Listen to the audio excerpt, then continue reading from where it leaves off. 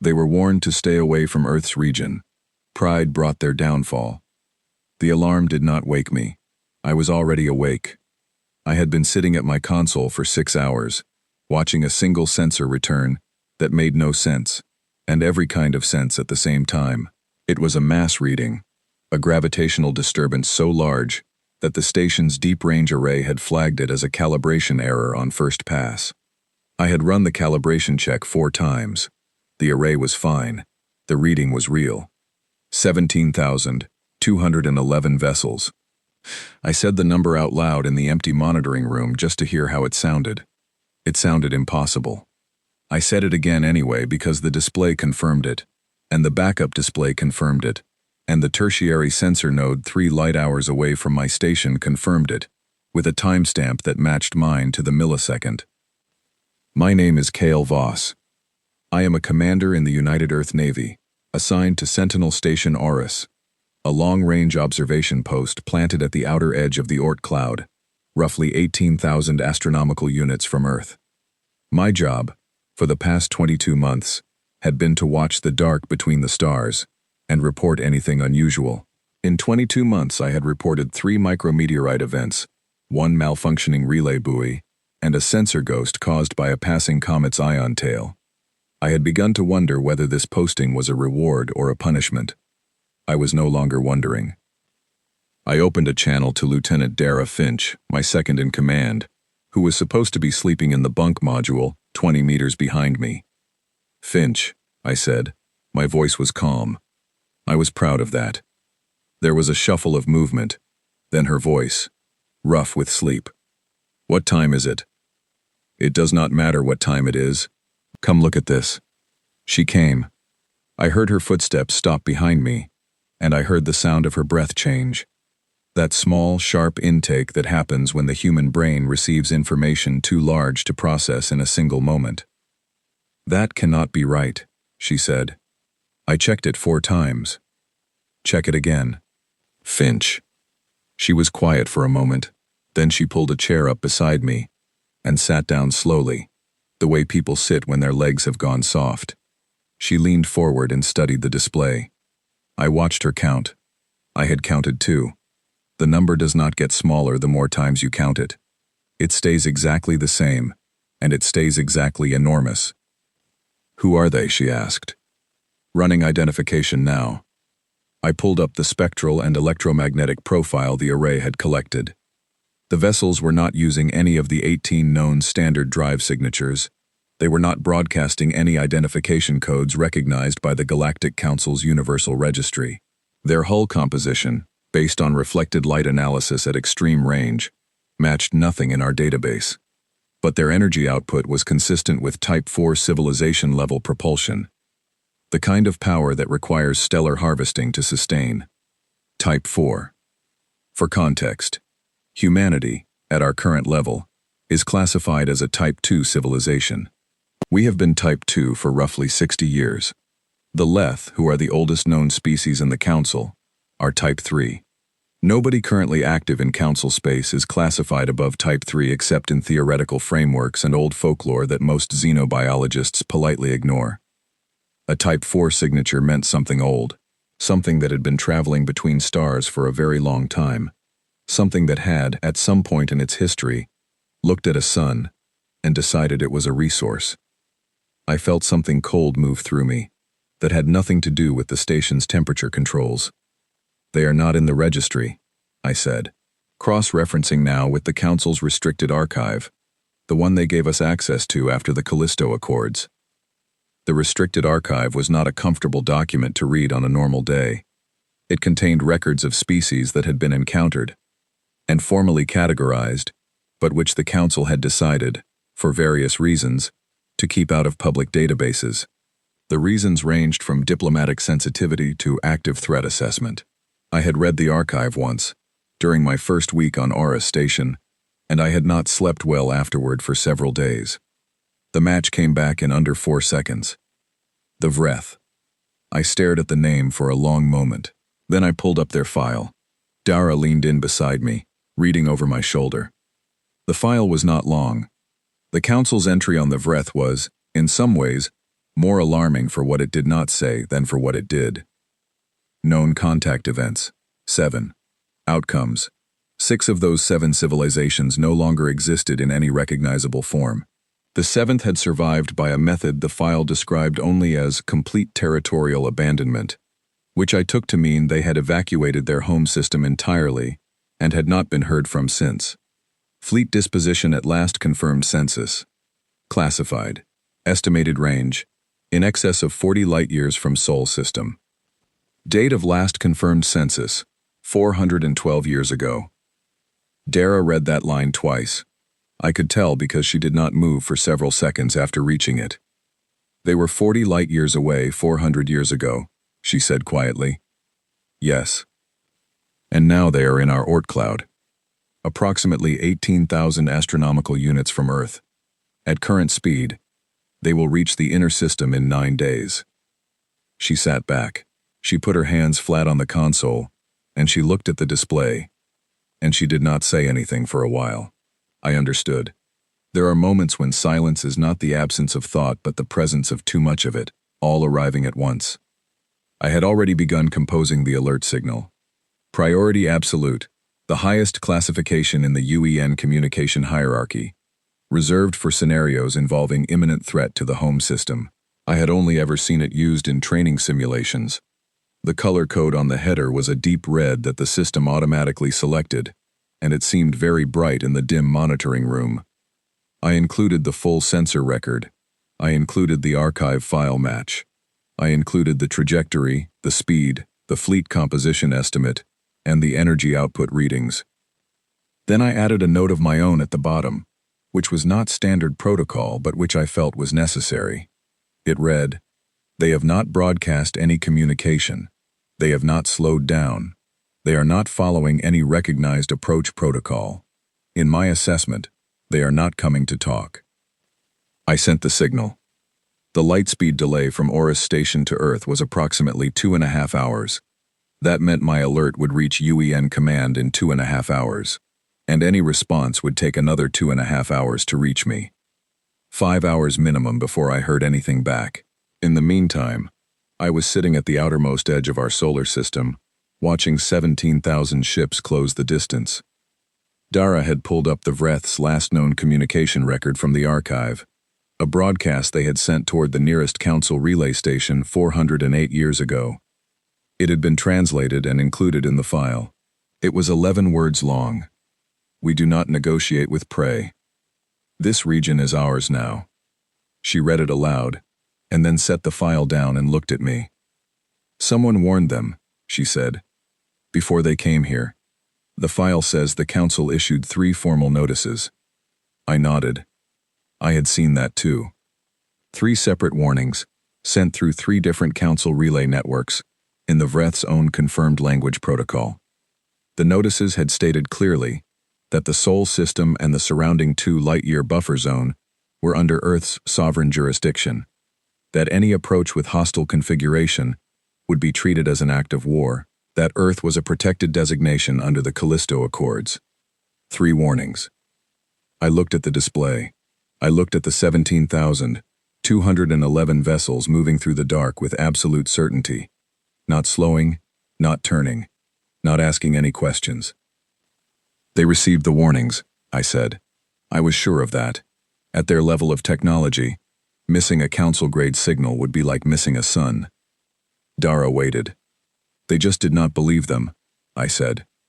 I turned back to my console. The alert was sent. The clock was running. There was nothing to do now but watch and wait and record, which is what I had been trained to do. My fingers were very still on the edge of the console.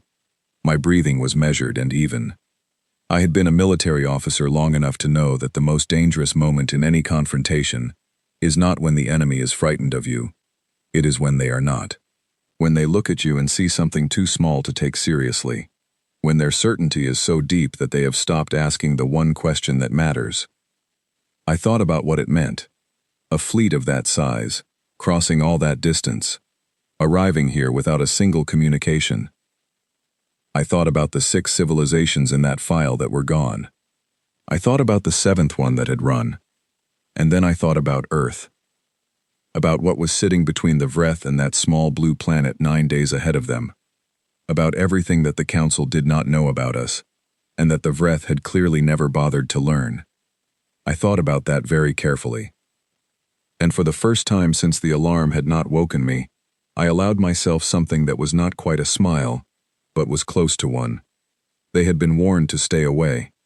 They had chosen not to. I pressed record on the monitoring system, opened a fresh log entry, and spoke quietly into it.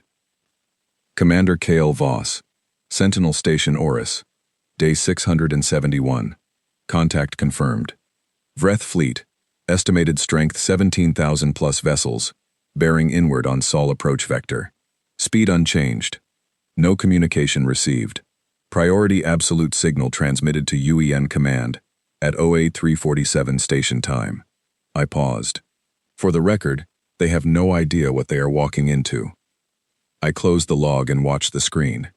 The ships kept coming. Sarah Okafor had not slept in 31 hours by the time she walked into the great chamber of the Galactic Council, and she had stopped caring about that sometime around hour 20. Sleep was a problem for a version of herself that existed on the other side of whatever this moment was. Right now she needed to be sharp, patient, and very, very careful about what she said and how she said it. The chamber was enormous. Designed, she had always thought, less for function and more to make anyone standing at the center of it feel appropriately small. The ceiling was a dome of polished dark stone veined with minerals that caught the light and scattered it in slow, pale pulses.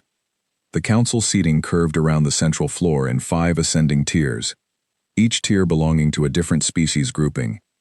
There were 41 member species in the council. All 41 had sent representatives to this emergency session. Sarah stood at the center of the floor with her hands clasped behind her back. She was the sole human in the room. She had been the sole human in this room many times before, and she had learned long ago that the way you enter a space like this matters almost as much as the words you use inside it. You do not walk in looking small. You do not walk in looking eager. You walk in the way you walk into a room you already own, even if, especially if, no one in it yet agrees with that assessment.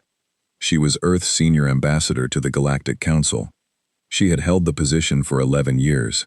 She was 43 years old, she spoke 8 languages, including 4 non-human ones, and she had, in the past decade, negotiated 3 territorial disputes, 2 resource-sharing crises, and 1 incident that the Council officially classified as a communication misunderstanding, but which had, in fact, been 12 hours away from becoming an interstellar incident of serious consequence. She had handled all of it. Today was different. Today the item on the floor was not a dispute or a misunderstanding. Today the item on the floor was 17,000 Vreth warships currently passing through the outer edges of the Sol system.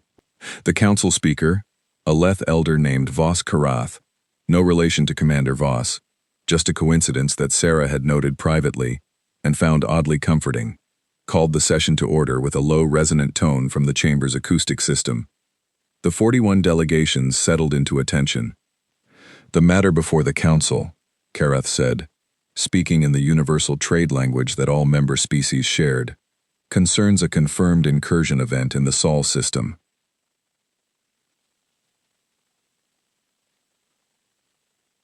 As of 7 hours ago, a fleet of Vreth classification has been positively identified, crossing the Oort boundary of Earth's home system. 3 formal council notices of sovereign jurisdiction were transmitted to the Vreth via verified channel relay over the past 14 months. None received a direct response. He paused. The council has convened to determine its collective response. Sarah watched the chamber. She knew how to read it. 41 species, 41 sets of body language, 41 different ways of expressing alarm.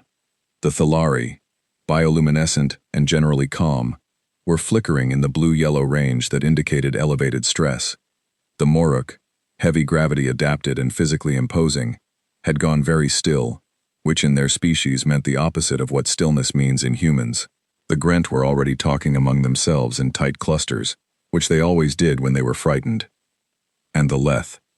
Voss Karath looked at her with the kind of careful, measured attention that the Leth gave to things they considered fragile. His fronds, The long, sensitive sensory filaments that ran along the sides of a Leth elder's head and neck curled slightly inward. It was a small movement. Most of the other delegates probably did not notice it, but Sarah had studied the Leth for 11 years, and she knew that inward curl very well. It meant pity. She had seen it before, not often, but enough. It appeared on the faces of Leth elders when they were dealing with something they considered unfortunate, a species that had made a poor choice, a situation that had become unavoidable, a creature that was about to be hurt and did not know it yet. They pitied her. They pitied Earth. Sarah kept her expression perfectly neutral and let the chamber speak first. Delegate Aaron of the Thalari spoke in her species' rippling vocal pattern, translated by the chamber's automated system in real time. The Vreth are a Type 4 civilization. The Council has no military force capable of meaningful engagement with a Type 4 fleet of this scale. Any intervention on Earth's behalf would be symbolic at best. There were sounds of agreement from several tiers. Not enthusiastic agreement, the careful, reluctant kind that comes when someone says a true thing that everyone wishes were not true. Delegate Cove of the Morok, slow-voiced and dense with precision the way Morok's speech always was, followed. The Council's 3 notices were transmitted in good faith and were ignored. This Council cannot be held responsible for the actions of a species that refuses to recognize our communications as binding. We can issue a formal protest. We can suspend any potential Vreth application for Council membership, should they ever seek one. Beyond that, our options are limited by practical reality. More agreement. The Grent clusters broke apart as their senior delegate rose, a thin, multi-limbed creature named Hess, who Sarah had always privately found somewhat theatrical. "We grieve for Earth," Hess said, and his vocalization carried that particular resonance his species used for formal sympathy statements. The Council's record will reflect that Earth was warned, that every available diplomatic measure was taken. The outcome, however, he let the sentence end there, which was perhaps the most elegant way he could have chosen to say what he meant. Sarah listened to all of it. She let each speaker finish. She did not interrupt, did not react visibly, did not give them the satisfaction of watching her absorb a blow.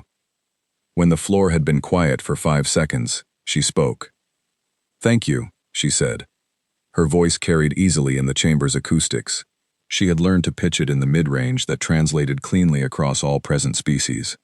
"I appreciate the Council's concern, and I want to be very clear that Earth values the 3 formal notices that were transmitted. They were the appropriate response, and I am glad the Council took the action it did." A pause. She let the gratitude settle. "I also want to address something that Delegate Cove said, and that Delegate Hess implied, and that I suspect most of you are thinking." She turned slowly, making eye contact with sections of the chamber rather than individuals. "You believe this situation is resolved, that its outcome is determined, that Earth is the unfortunate and smaller thing in a confrontation with a much larger and older force, and that the Council's role at this point is to record the events that follow and perhaps send condolences at an appropriate time." No one disagreed. No one agreed either. The chamber was very quiet.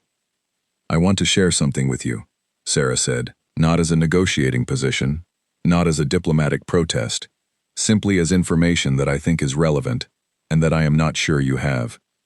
She reached into the satchel at her side and produced a small data chip. Physical media, old-fashioned, the kind the Council's shared system could read without network verification. She walked to the central data station and pressed it into the reader. The main display in the chamber filled with a schematic, not of the Vreth fleet, not of Earth's current defensive posture, something older than either. It was a historical map. Specifically, it was a timeline of every major conflict in human history, from the earliest recorded period to the present day. The timeline was dense, extraordinarily dense. It stretched across the display in a line so packed with data points that from a distance, it looked almost like a solid bar. "This is what we have been doing," Sarah said, "for as long as we have been a species.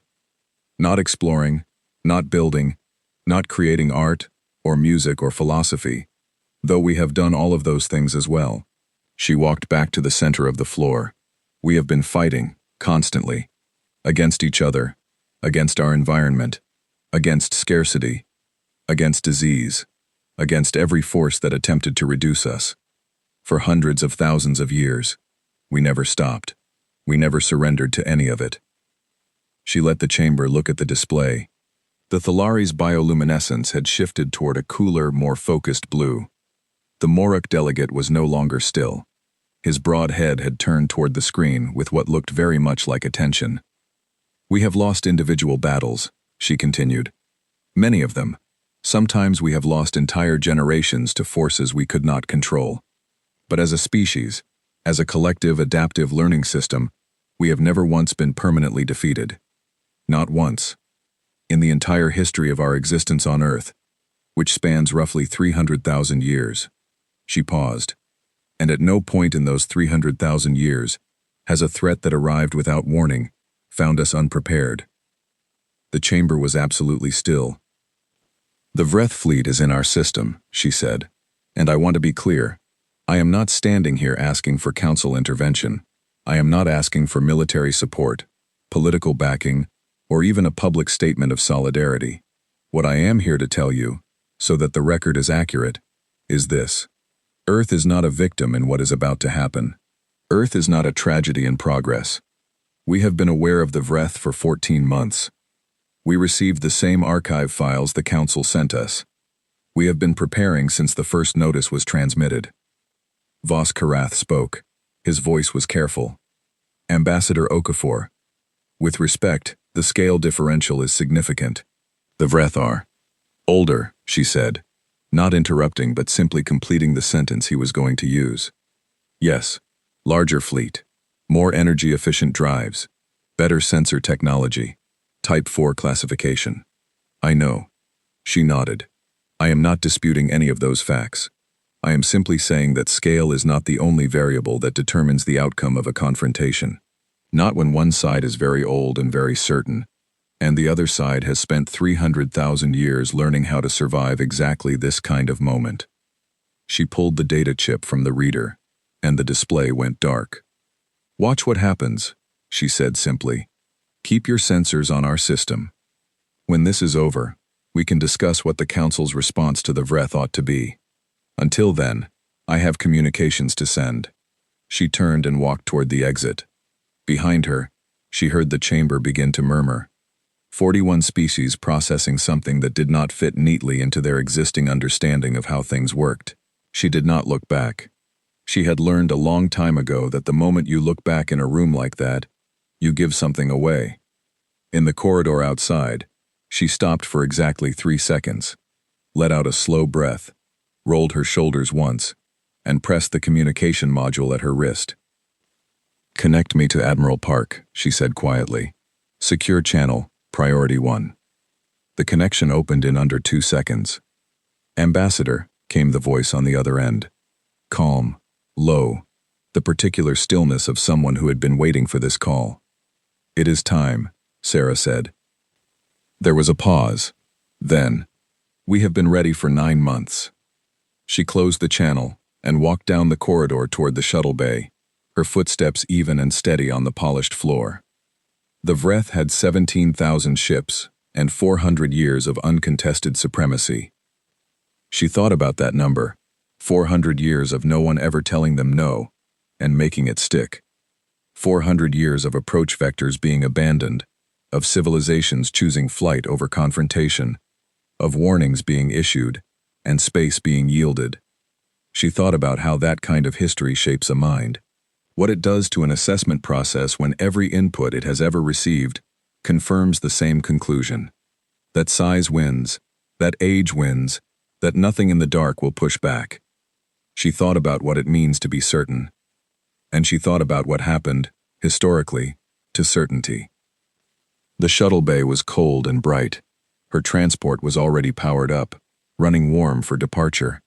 She stepped inside, settled into the seat, and opened her personal log, the one she kept in a format that was not standard council record, not UEN archive, just her own words in her own order. She wrote one line. They have no idea who they are dealing with. By the time they do, It will be too late to matter. She closed the log and looked out the viewport at the stars. Somewhere in those stars, 9 days out, Admiral Yun Park was sitting in the dark with 300 warships that had been cold running and silent for 19 months. She had met Yun Park exactly twice in person. Both times he had struck her as the quietest man she had ever been in a room with. Not in a withdrawn way, not in a troubled way, but in the specific, purposeful way of someone who had decided long ago that words were expensive, and he would only spend them when the cost was worth it. He had 2 things to say to the Vreth. He would not say either of them out loud. He would say them in a language they had not expected anyone in this system to speak. The transport lifted and moved toward the dock exit. The stars held still outside the viewport, patient and enormous, the way stars always are. Sarah watched them and felt, beneath the tiredness and the tension and the weight of 31 sleepless hours, something quiet and solid at the base of it all. She had sat in that chamber and watched 41 species look at her with careful eyes and measured pity, and she had thought of the fracture wars. She had thought of the reconstruction. She had thought of what humanity had looked like 200 years ago, when it had burned through its own civilization down to almost nothing and then, somehow, improbably, stubbornly, built it back. Not the same. Better, harder, smarter about what mattered. That was the thing nobody outside Earth ever really understood. The Vreth had never met a species that had destroyed itself and come back from it. Most species did not come back from something like that. They either never got that far, or they got there and did not recover. Humanity had recovered. And humanity had learned, in the long, painful, instructive process of recovery, exactly how to deal with something that thought it could not be stopped. You let it believe that, right up until the moment it could not be undone. Her transport cleared the dock and accelerated into open space, and behind her, the great chamber of the council was still buzzing with the sound of 41 species trying to understand what they had just been told.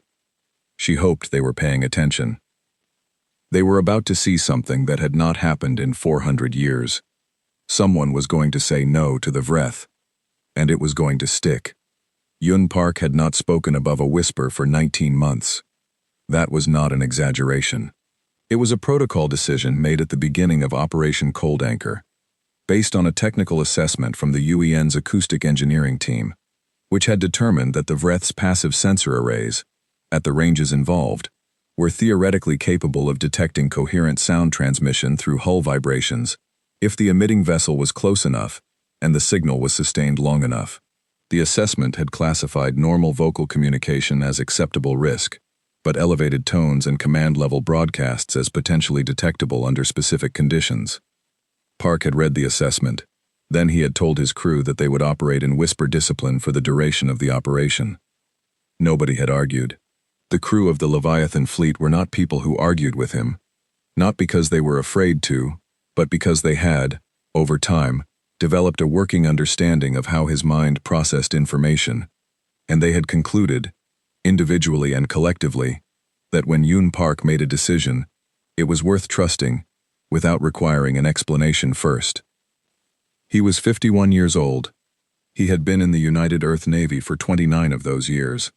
He had gray at the edges of his hair that had arrived early, and which he had never given any thought to. His record included 2 combat engagements, 4 crisis responses, and 1 mission that was still classified above the level at which most admirals ever worked, that he never discussed, and that had changed, permanently and specifically, the way he thought about patience. Patience, he had concluded, is the most dangerous weapon a commander can have, more dangerous than firepower, more decisive than tactical positioning. Patience is what you use when you want the enemy to become their own worst problem.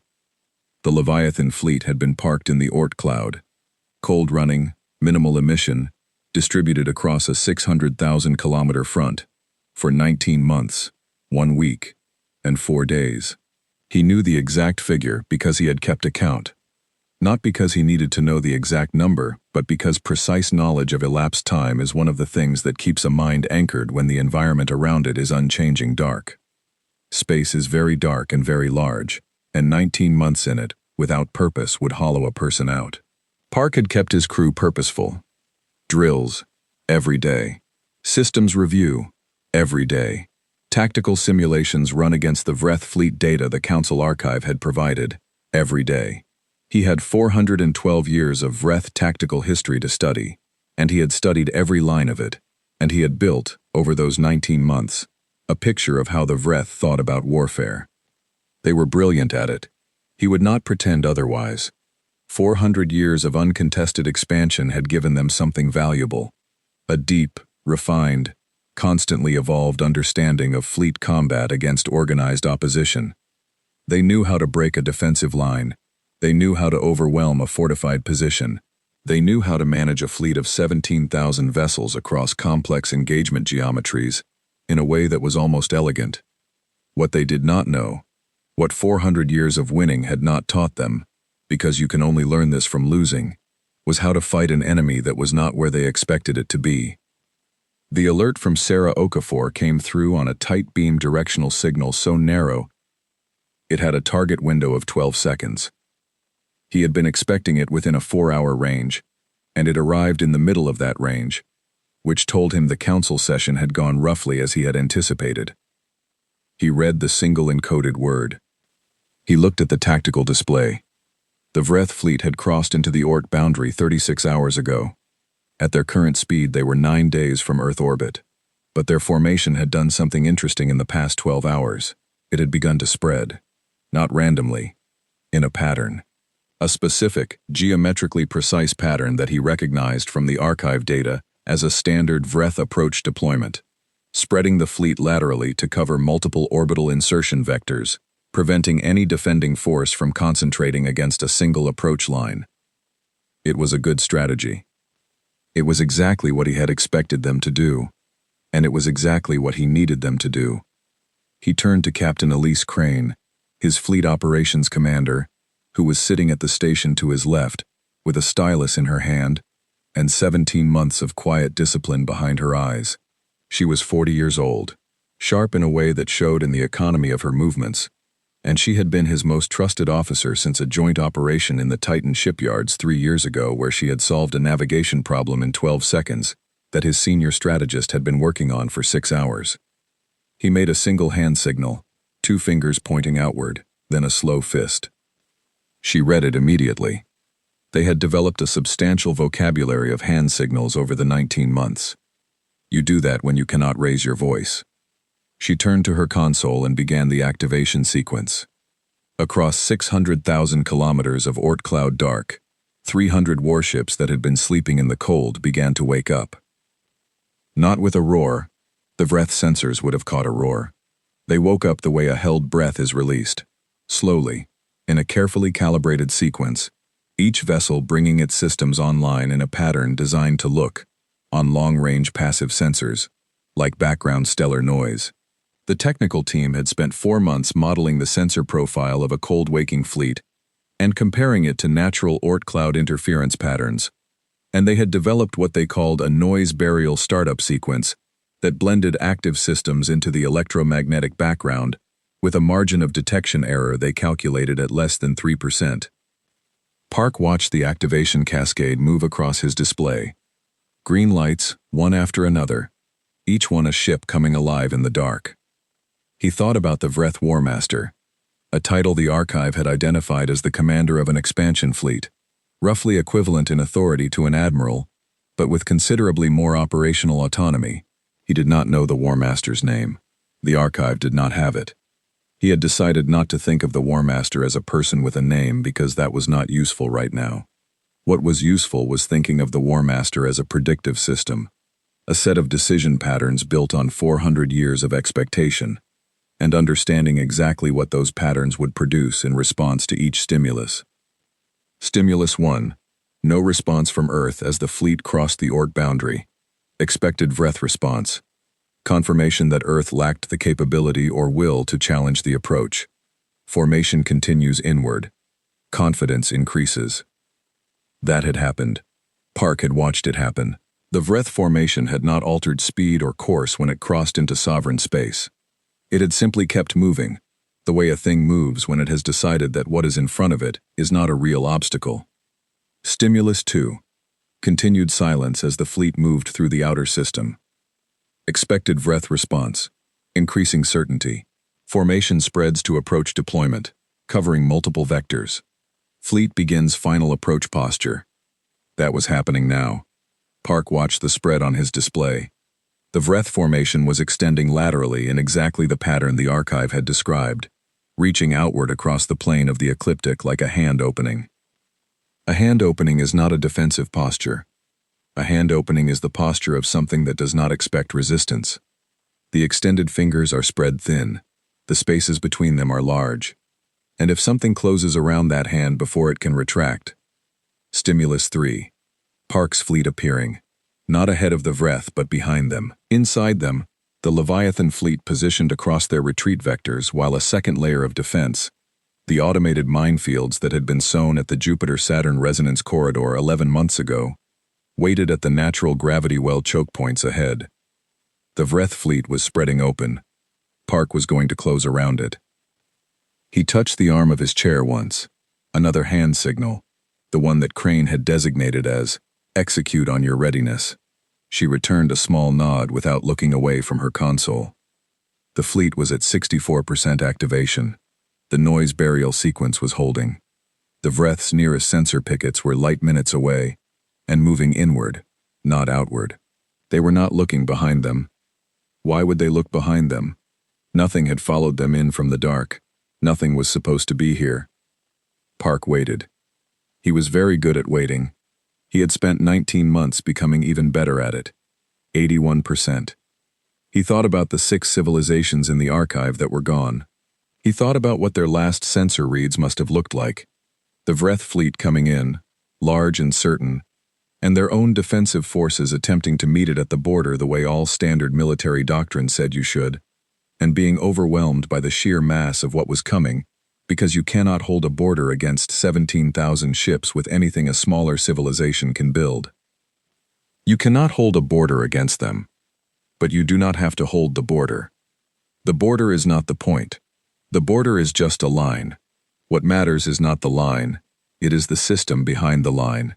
The entire volume of space that the enemy has to navigate, the gravitational geography, the natural choke points, the places where a fleet must slow and compress and cannot use its numbers the way numbers are meant to be used. The Vreth had excellent open space combat capability. They had 400 years of evidence to support that. What they had not been tested against, what the archive showed no record of, because no civilization had apparently ever done it this way, was a defender who gave up the border deliberately, who let the enemy come inside, who waited for exactly the moment when the enemy's own momentum and spread had created a vulnerability that simply did not exist when the enemy was outside, at the border, in open space. 93%. Crane looked at him. Her expression was neutral, professional, but underneath it was the very specific quality of attention that comes right before something enormous happens. Focused, quiet, irreversible. He looked back at the display. The Vreth fleet was spread across 6 million kilometers of inner system space. Its forward elements were approaching the Mars orbit corridor. Its flanks were extended. Its rear was wide open into the Oort cloud, because nothing had been behind them when they came in, and the formation logic they were using, the standard Vreth approach deployment, did not account for a threat that materialized from a direction that should have been clear. The minefields at the Jupiter-Saturn corridor were armed and waiting, positioned not to block the fleet's advance but to block its retreat, seeded into the gravitational resonance zones where any large fleet would naturally compress when trying to fall back outward. Park had read once, in a very old book, about the ancient human tactic of a closing trap. You do not stop the enemy at the gate. You let the gate close behind them. 100%. He stood up. 300 warships were alive in the dark behind the Vreth fleet, silent and ready, their weapons systems warm, their crews at full stations, waiting for the signal. He did not use a voice command. He used the hand signal, a sharp, deliberate forward motion, 4 fingers together, the one that meant move. Now, no more waiting. Elise Crane transmitted the fleet order, and the dark, which had been dark for 19 months, which had held 300 ships in perfect cold silence, stopped being dark. The Leviathan fleet dropped its cold-running protocols simultaneously across the entire 600,000-kilometer formation. Every vessel lit up its drives at 60%. Enough to move, enough to be visible, not enough to trigger proximity alarms at a range the Vreth could respond to before the geometry was locked. 300 warships appeared, from the Vreth's perspective, as if they had assembled from nothing. Park watched the display update. The Vreth formation hesitated.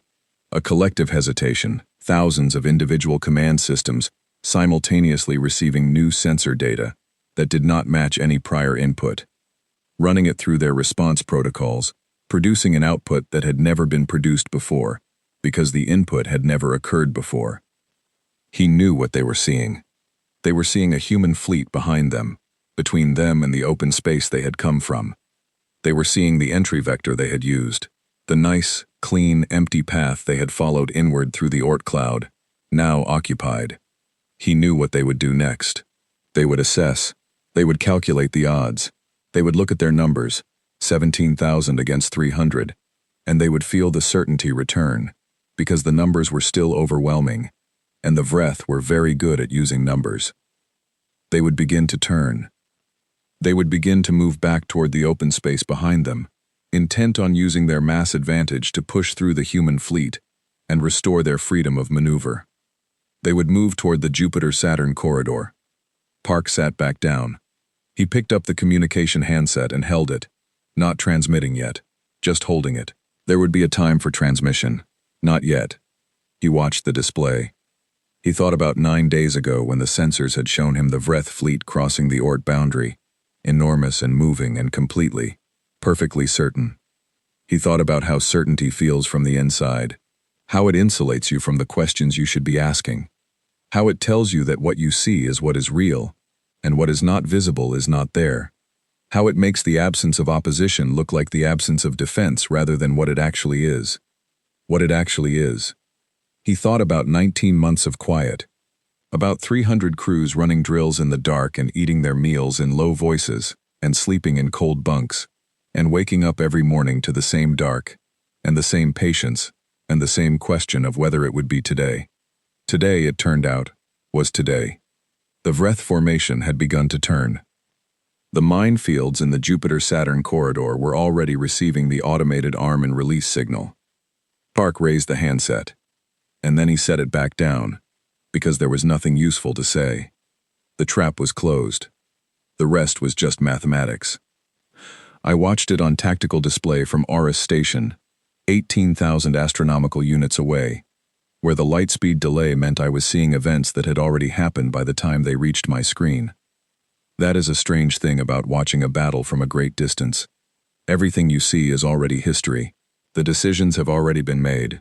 The movements have already occurred. The outcomes are already fixed by the time the information crosses the light years to reach your eyes. You are not watching something happen. You are watching a recording of something that has happened, playing out in real time on a delay. I sat at my console with Dara Finch beside me, and we watched. The Vreth Warmaster broadcast on every open channel during the first hour of engagement. I logged all of it. The transmission style was not something we had a direct translation for in real time. The Council's archive gave us fragments, approximations, the linguistic skeleton without the full tone. But the broad meaning was clear enough. There were declarations. There were demands. There were descriptions of what the Vreth were, and what they intended, and what they had done to others who had stood in their path. Dara listened to the first broadcast and said, quietly, "He still thinks he is in control." I nodded. He has 17,000 ships. From where he is standing, the math still looks correct. Does it, though? I pulled up the tactical overlay. The Vreth fleet's formation was still nominally intact. 17,000 vessels is not something that comes apart quickly, even when events are going against it. But the spread they had deployed for their approach, the wide lateral extension that had seemed like strength in open space, had become a problem inside the system. You cannot coordinate a fleet extended across 6 million kilometers when your forward elements are pressing against a mine corridor they did not expect, and your rear is occupied by an enemy fleet that should not have been there. The coordination breaks down. The edges of the formation stop receiving clean command signals. Individual ship captains begin making local decisions, which means the elegant geometric precision that a Vreth formation depends on starts to develop irregularities, and irregularities in a fleet that large, at the speeds and distances involved, compound. By the second hour, the War Master's broadcasts had changed. They were still being transmitted on every open channel, but the declarations were gone. What I was hearing now, through the translation fragments, were questions, tactical questions, asked with the particular edge of a command voice that has not yet admitted it is confused, but is producing the behavioral signatures of confusion. Where is the source of the minefields? What is the configuration of the enemy fleet? What is the energy signature of the weapons systems being used against the outer formation? Are those readings correct? That last question repeated several times. Are those readings correct? I understood why. The UEN weapons systems being deployed against the outer edges of the Vreth formation were not systems that should have existed by any external assessment of human technology. We had been classified as Type 2 for 60 years. Type 2 civilizations do not have the energy infrastructure to support certain categories of directed energy weapons. The assessment was accurate as of 60 years ago, when the classification was set, and the Council, like the Vreth, had apparently not updated it. We had updated it, significantly. In the years following the Callisto Accords and the expanded access to Council trade networks, we had developed things, quietly, without publishing specifications that would reach a Council database that a hostile Type 4 civilization might one day access. The Vreth were encountering weapons they had no record of. Their sensors were producing readings that did not match their classification data for a Type 2 species. The dissonance between what they expected and what was actually happening to them was, in the most literal sense, impossible for their tactical systems to correctly process on first contact. They had to recalibrate. Recalibration takes time. In a battle, time is the one resource that does not replenish. Dara refilled my coffee without being asked. I had not noticed my cup was empty. That is what happens when the display in front of you contains information more compelling than anything else in the room. By the third hour, the formation had lost coherence across its rear third. The mine corridor at the Jupiter-Saturn resonance zone was producing exactly the compressive effect Park had designed it to produce. The Vreth ships attempting to retreat outward were being funneled into a narrowing corridor by the gravitational geometry, unable to spread and use their numbers, forced into a density that made them easier to engage rather than harder. Dara had gone quiet. She had been quiet for most of the third hour. I understood. There are moments where commentary is inadequate, and the only appropriate response is to watch in silence. This was one of them. The War Master's third-hour broadcast was shorter than the earlier ones. The translation fragment we had was incomplete, but I caught the core of it. He was asking to speak to someone in authority. He wanted to know the terms. Dara made a small sound, not quite a laugh, something more complicated. He wants terms, she said. Yes. 9 hours ago he was telling us we were prey. Yes. She looked at the display. What happens now? I pulled up the communication log. Admiral Park had not responded to any of the Vreth broadcasts. Not because the UEN had no response. I suspected Park had prepared a very specific response for the appropriate moment. But because the appropriate moment had not yet arrived. A response during the first hour would have been engaging with a force that still thought it was winning. A response during the second hour would have been engaging with a force in tactical confusion, which produces unpredictable decisions. The appropriate moment was when the force understood its situation clearly and completely, and could make a rational assessment. That moment, I judged from the display, was approximately 40 minutes away. The outer formation elements had been fully separated from the main body. The mine corridor had closed off the primary retreat vector. The 300 vessels of the Leviathan fleet were not engaging the full 17,000. They did not have to. They were engaging the geometry. Every exchange of fire was positioned not to destroy vessels but to direct the formation's movement.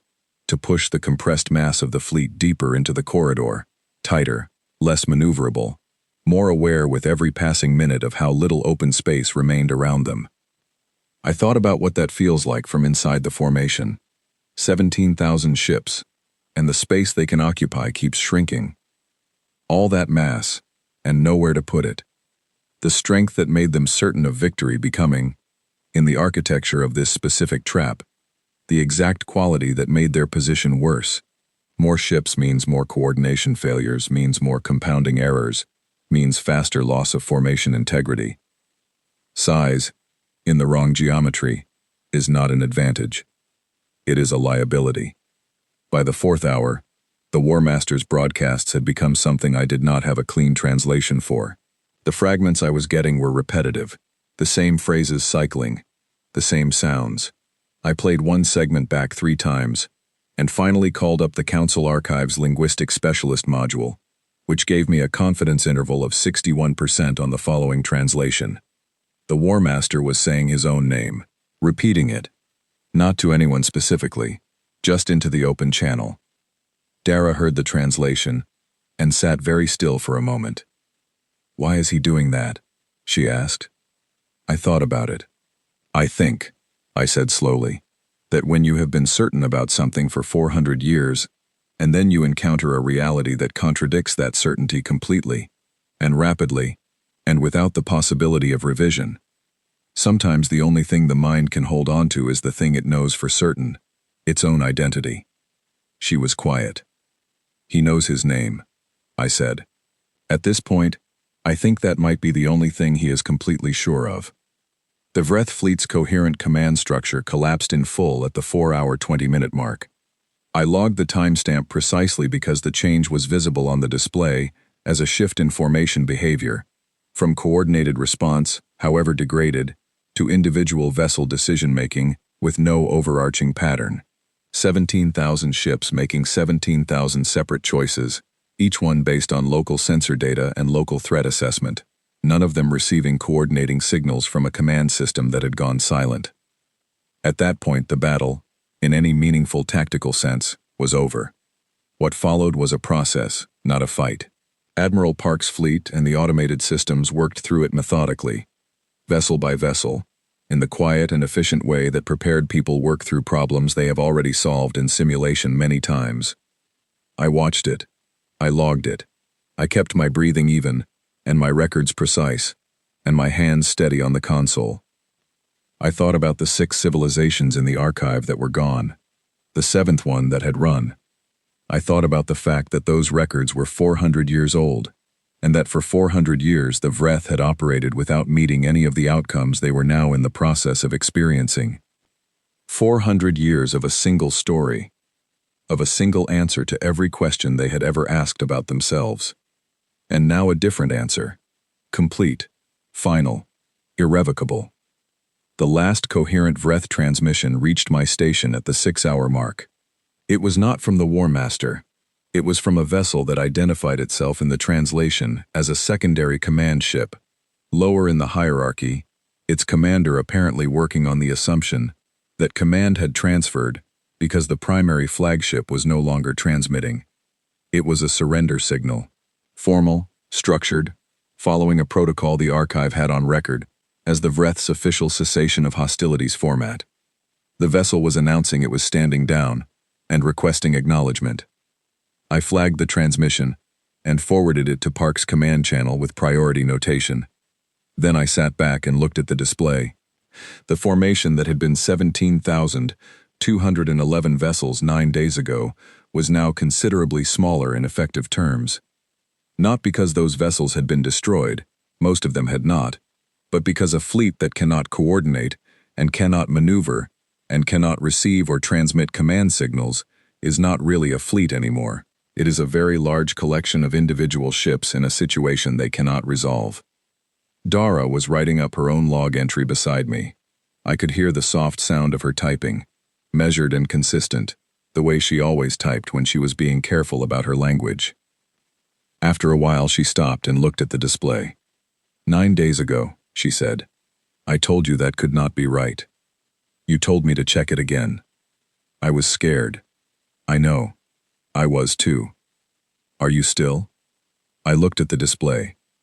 At what was left of the fleet that had crossed our boundary 9 days ago with 17,000 ships, and 400 years of certainty and not a single question for us.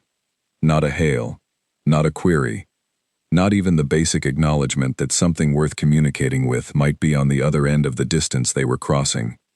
No, I said. She nodded and went back to her log. I opened a new entry in mine. Commander Cale Voss, I said quietly into the recorder. Sentinel Station Aris, Day 680. The engagement in the inner system is effectively concluded. Vreth Fleet command structure has collapsed. Surrender signal received from secondary command vessel at approximately the 6-hour mark. Forwarding to Admiral Park for response determination. I paused. Note for the record. This was not the outcome they expected. They were warned. They were warned 3 times, through 3 different channels, in their own language. They chose not to believe the warning was real. Another pause. I have some sympathy for that. I understand how certainty works, how it insulates, how it tells you that the absence of visible threat means the absence of threat entirely. I stopped recording for a moment. Then I continued. What I do not understand is how you cross 18,000 astronomical units of someone else's space and not ask a single question about what might be waiting. Not one. You look at a species you have not studied and you see what you expect to see. Something small, something manageable, something that has already been categorized and decided, and you do not look again. I kept my voice level. That is not arrogance. Arrogance at least acknowledges what it is dismissing. What they did was simpler than arrogance. They simply never considered the question. I closed the log. Outside the station viewports, the stars were exactly where they had always been. Very bright, very old, very patient. Not unlike us. The formal inquiry convened 6 months after the engagement, in the main deliberation hall of the Galactic Council, which was a different room from the Great Chamber. Smaller, with lower ceilings, built for procedure rather than spectacle. Sarah Okafor had been in this room before. She preferred it. The Great Chamber made everything feel like a performance. This room felt like work, which is what it was. She sat at the central table with a data portfolio in front of her, and a glass of water she had not yet touched. Across the table were representatives from 11 council member species, not all 41, because 41 species trying to conduct a formal inquiry would produce something closer to organized chaos than organized procedure. 11 was a workable number. They had been selected by the Council's procedural committee as representatives of the major faction groupings, which meant they collectively held the weight of the full Council's attention, without the full Council's noise. Voss Karath was there. He sat 2 seats to the left of the center position, his fronds arranged in the neutral resting position, which told Sarah very little about his current internal state. The Leth were good at neutral. She had slept, in the 6 months since the engagement, a total of perhaps 12 nights all the way through. The rest had been partial, 4 hours here, 3 hours there, the kind of fragmented rest that comes when your mind has too much to process, and processes it at night rather than letting you sleep. She had learned to function on it. Humans were good at that too. The inquiry chair was a Thalari named Sen, blue-white luminescence today, indicating focused attention, which Sarah had learned to read as the equivalent of a narrowed gaze. Sen was precise, fair, and not particularly interested in political niceties, which Sarah had always respected, even when it made the proceedings uncomfortable. Sen began. This inquiry concerns the engagement of the 6th of Cycle 412, commonly referred to as the Sol System engagement. The inquiry's purpose is not to adjudicate blame or assign liability for the actions of the Vreth fleet. Those actions were clearly in violation of multiple council conventions and 3 formal sovereignty notices, and this council's position on that record is established. The inquiry's purpose is to understand, for the benefit of this council's collective knowledge and future protocol, the nature and scope of what occurred. She looked at Sarah. Ambassador Okafor, you have been invited to present Earth's account of events. Sarah nodded. She opened her portfolio. I will present the account, she said. But I want to begin with the question that I understand is the one this inquiry most wants answered, because it is simpler to address it directly than to arrive at it circuitously. She looked around the table. The question is, why did Earth's response succeed? And the secondary question beneath that is, what does Earth's response tell this council about Earth? Sen made a small gesture. Proceed. I will start with what the Vreth knew about us going in, Sarah said. They had the council's standard classification data, Type 2 civilization, approximately 60 years at that level. Home system territorial claim, no confirmed military engagements of record outside our own solar system. They had physical survey data from passive long-range scans that confirmed human population distribution and general technological indicators consistent with Type 2. They had the 3 sovereign notices, which they received and elected not to respond to. She paused. What they did not have is anything they had not been given. They did not conduct original assessment. They did not run new intelligence on our capabilities. They took the data that existed and applied to it the same conclusion they had applied to the 6 prior contact events in their history, that a species classified at a certain level by the Council's standard system is accurately described by that classification. And it was not, said Sen. It was not, Sarah agreed. The Council's classification system is a snapshot. It captures what a species is doing with its energy and resources at the time of assessment, cross-referenced with physical and technological indicators. It is accurate as a snapshot. What it does not capture is trajectory. What a species is doing with its energy and resources is not the same thing as what it is capable of doing with those resources under specific conditions. When it has advance warning of a threat, when it has a specific timeline and a defined objective, when it has something to protect. She turned a page in her portfolio. Earth had 14 months of preparation time. From the moment the first council notice was transmitted, we knew the Vreth had received a formal warning that implied a specific threat. We began preparing. Delegate Aaron of the Thalari spoke. What form did that preparation take? Multiple forms, Sarah said. Admiral Park can speak to the tactical specifics with greater precision than I can. What I will address is the broader strategic framing. She set her hands flat on the table, a deliberate choice, a gesture of directness. Humans have been in conflict, in one form or another, for as long as we have existed as a species. This is not something we are proud of, but it is something we understand. We know how conflict begins, how it builds, how it escalates, how it can be anticipated. We know what a threat profile looks like 14 months before impact. We know how to use that time. She looked at the table, and then at each delegate in turn. The 3 notices gave us something the Vreth probably did not intend to give us. They gave us a timeline, a location, and a scale. By the time the first notice was transmitted, we could estimate from the Vreth's last known position in the archive data, 400 years out at Type 4 drive capability, what their arrival window looked like. The window was not precise, but it was not wide either. We planned inside it. Voss Karath spoke for the first time. His voice, when it came, was measured and very careful. Ambassador Okafor, the Council had access to the same archive data you reference. We transmitted that data to Earth as part of the notice package. We assessed the threat profile ourselves. Our conclusion was that Earth's resources were insufficient to mount effective resistance. He paused.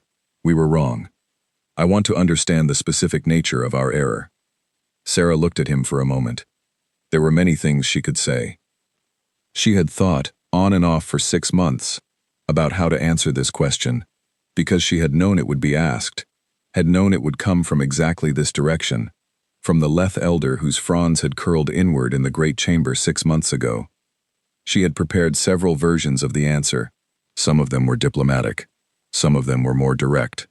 She had decided, somewhere around the 3rd sleepless night after the engagement, that she owed the Council the direct version. Your error, she said, was treating classification as prediction. She kept her voice even, not unkind, simply factual. You looked at what Earth was. Type 2. Limited confirmed military capacity. No external engagement history. And you predicted what Earth would do under pressure. based on what other Type 2 species had done under similar pressure. You were using a sample set. The sample set was accurate for the species in it. But humans are not every species. We are one specific species with one specific history, and that history is unlike any other history in your records. Explain, Sen said. Sarah nodded. Every species in this council reached its current level by a process of relatively stable development, expansion of resource base, expansion of population, expansion of technology, some slower, some faster. But the pattern is similar. Grow, learn, grow more, develop further. The development path produces a certain kind of civilization, organized, stable, cautious, good at coordination, good at building, less accustomed to acute catastrophic crisis because the development path, while not without difficulty, does not typically include self-inflicted civilizational collapse at near-extinction scale. She paused. 200 years ago, humanity did exactly that. We nearly destroyed ourselves. We came very close to an extinction-level self-inflicted catastrophe that reduced our population and our infrastructure to levels that any external observer would have classified as terminal. Most species that reach that point do not recover. They decline to extinction, or they stabilize at a permanently reduced level and never regain momentum. She looked at the table. We recovered, and in recovering, in rebuilding everything we had lost, in the specific conditions of rebuilding from near zero, with the knowledge of what we had done and how we had done it, we developed something that does not appear in any other species' development path in your records, because no other species has had to do what we did to produce it. The room was quiet. We became extraordinarily good, she said simply, at doing the most we can possibly do with the least we have, at operating under pressure in conditions that should produce failure, and producing something other than failure, at looking at an overwhelming problem and not accepting it as final. She looked at Voss Karath. We are not the strongest species in this council. We are not the oldest. We are not the most technologically advanced by classification. What we are is a species that has already seen the worst thing that can happen to a civilization, and we are still here. Everything the Vreth brought with them was large. What we had was small and sufficient. The room was very quiet for a long moment. Sen said, and the weapon systems used in the engagement, the energy output that exceeded Type 2 classification parameters. We had an assessment gap, Sarah said. The Council's classification of our capabilities was accurate at the time it was taken. It was not updated when our capabilities changed. We did not seek reclassification because the Callisto Accords do not require proactive disclosure of military development, and because, she paused, chose the next words carefully.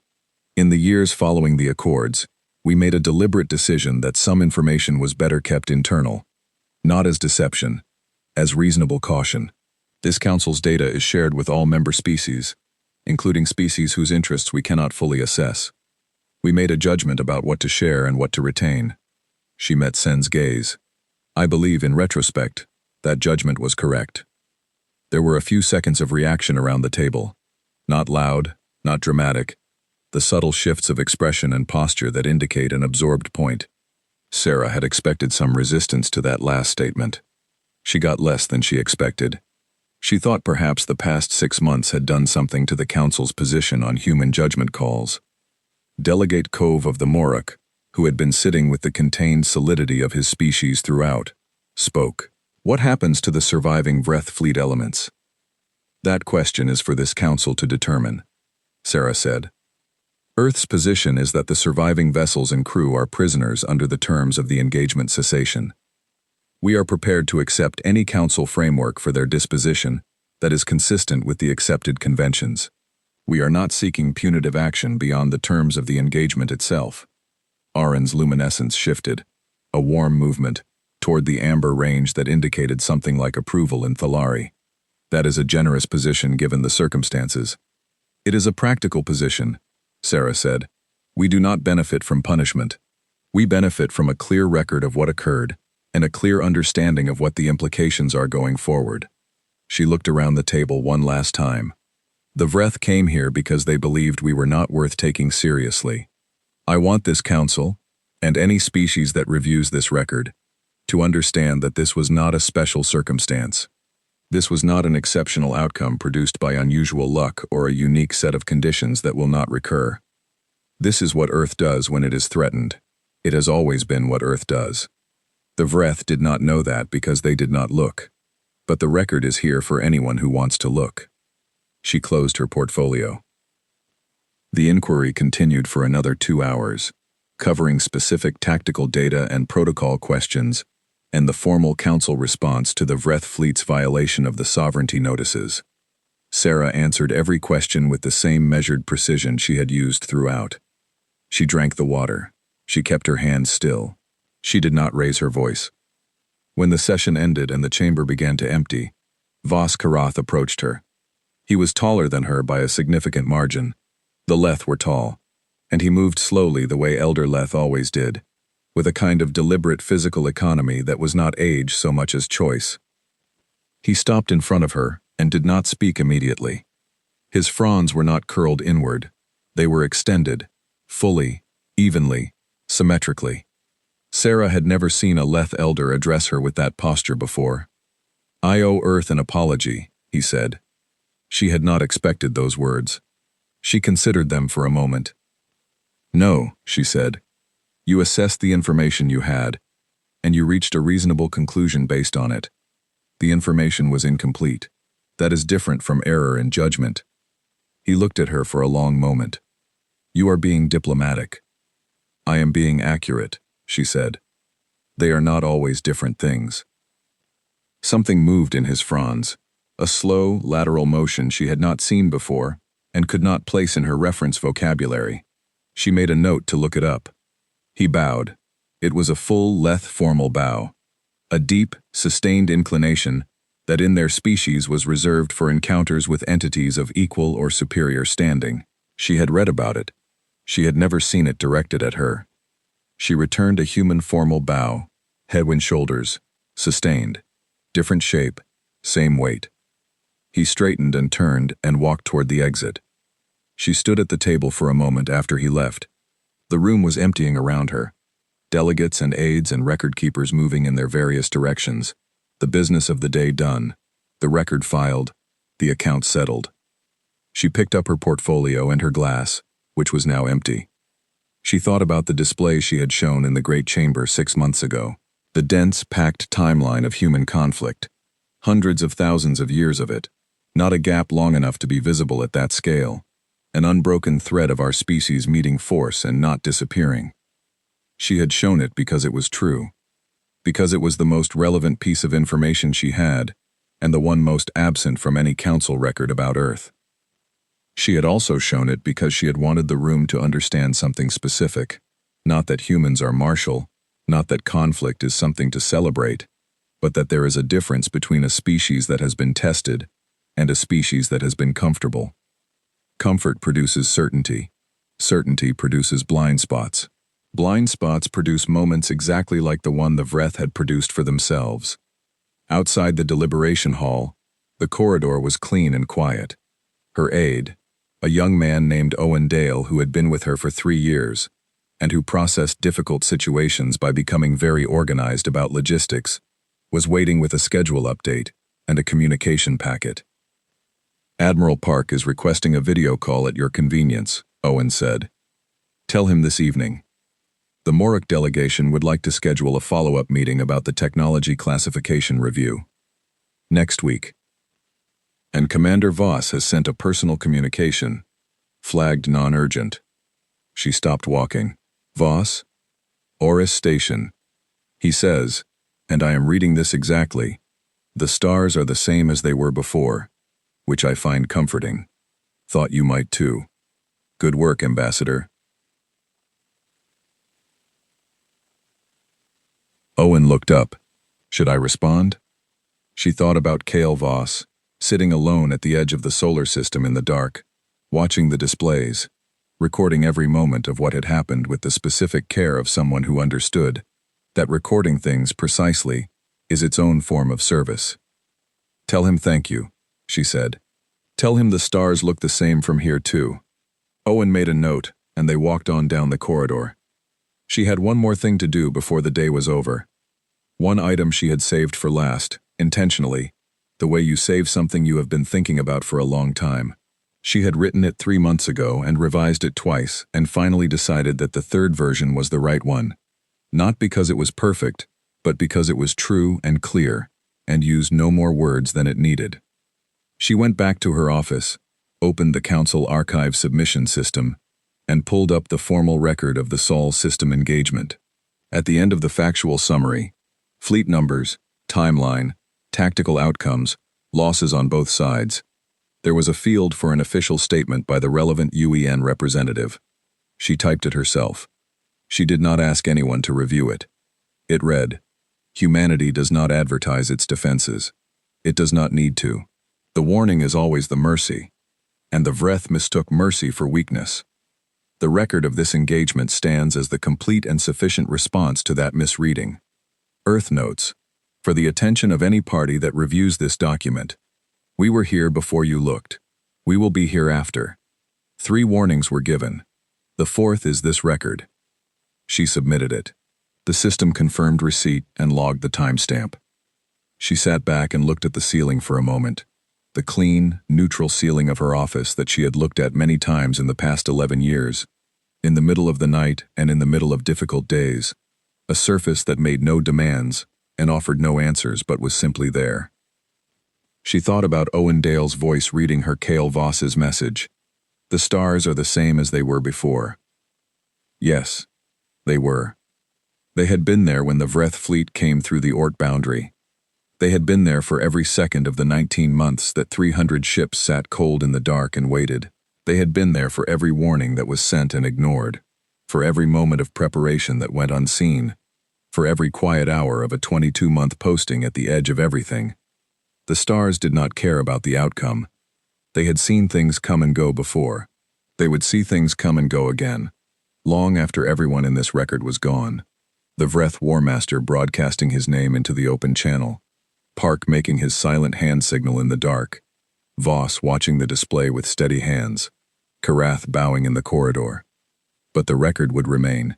In the Council archives. In the UEN files. In whatever databases the 41-member species maintained. And in the ones they shared with each other. And perhaps in time, in the records of species that had not joined the Council yet. Out in the dark of the galaxy, where things were still learning about each other. The record would say what it said. 3 warnings. 1 response. The rest, mathematics. She stood up, gathered her things, and turned off the office light. Outside, the stars were exactly where they had always been. She walked home through corridors that hummed with the ordinary life of a station that was simply going about its day, and she thought of nothing in particular. Just the pleasant, specific emptiness of a mind that has finished a very large piece of work and has not yet begun to think about what comes next. Tomorrow there would be more. There always was. Tonight the stars were the same. That was enough.